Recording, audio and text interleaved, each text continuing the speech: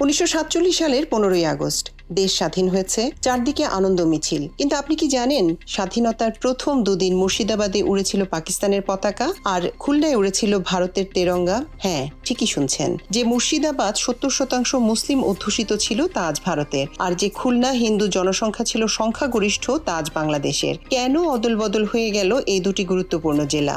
Radcliffe সাহেবের কলমের এক খোঁচায় কিভাবে বদলে গিয়েছিল কোটি মানুষের ভাগ্য।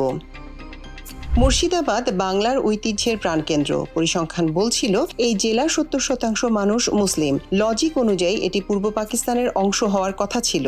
এমনকি 15 থেকে 17ই আগস্ট পর্যন্ত মুর্শিদাবাদের লালগোলা থেকে বহরমপুর সবখানে পাকিস্তানের পতাকা উড়ছিল। কিন্তু পর্দার আড়ালে চলছিল অন্য হিসাব। ভারতীয় কংগ্রেস এবং হিন্দু মহাসভার নেতারা ব্রিটিশদের উপর চাপ সৃষ্টি করেন। তাদের দাবি ছিল, কলকাতা বন্দরকে যদি বাঁচাতে হয় তবে গঙ্গার উপর নিয়ন্ত্রণ ভারতের হাতে থাকতে হবে। গঙ্গার উৎস এবং প্রবাহ পথ মুর্শিদাবাদের মধ্যে দিয়ে প্রবাহিত। যদি মুর্শিদাবাদ পাকিস্তানে চলে যায় তবে ফারাক্কা অঞ্চল এবং গঙ্গা পানি বন্টন ভারতের জন্য দুঃস্বপ্ন হয়ে দাঁড়াবে। ফলে কৌশলগত কারণে মুসলিম সংখ্যাগরিষ্ঠ হওয়া সত্ত্বেও লর্ড মাউন্ট প্যাটন এবং রেডক্লিফ মুর্শিদাবাদকে ভারতের মানচিত্রে ঢুকিয়ে দেন।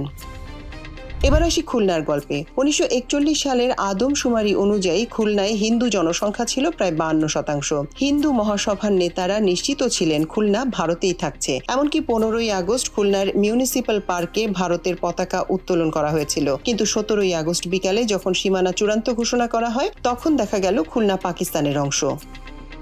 ইতিহাসবিদদের মতে এটি ছিল ব্যালেন্সিং অ্যাক্ট বা ভারসাম্য রক্ষার খেলা। রেডক্লিফ একদিকে মুর্শিদাবাদ ও মালদহকে ভারতে দিলেন গঙ্গার প্রবাহ ঠিক রাখতে, আর বিনিময়ে খুলনাকে ছেড়ে দিলেন পূর্ব পাকিস্তানের কাছে। যুক্তি ছিল, খুলনা একটি নদী প্রধান এলাকা এবং এটি পূর্ববঙ্গের অর্থনীতির সাথে ওতপ্রোতভাবে জড়িত। তাছাড়া জলপাইগুড়ি ও দার্জিলিং ভারতকে দেওয়ার ক্ষতিপূরণ হিসেবেও খুলনাকে পূর্ববঙ্গের ভাগে ফেলা হয়।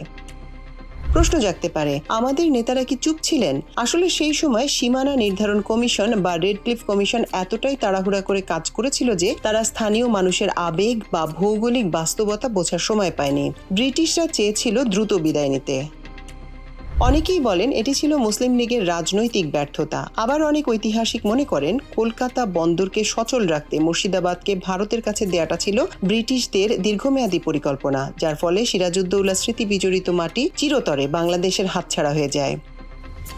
দেশ ভাগের এই ক্ষত আজও মুর্শিদাবাদ বা খুলনার প্রবীণদের কাঁদায়। মানচিত্র বদলে গেছে পতাকা, কিন্তু রয়ে গেছে আক্ষেপ, যদি সেদিন সীমানাটা একটু অন্যরকম হতো।